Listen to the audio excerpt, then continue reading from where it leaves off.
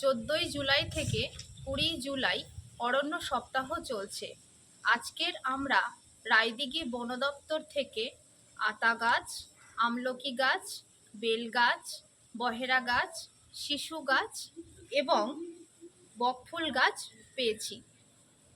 সেগুলো আমরা বাচ্চাদের মধ্যে বিতরণ করেছি।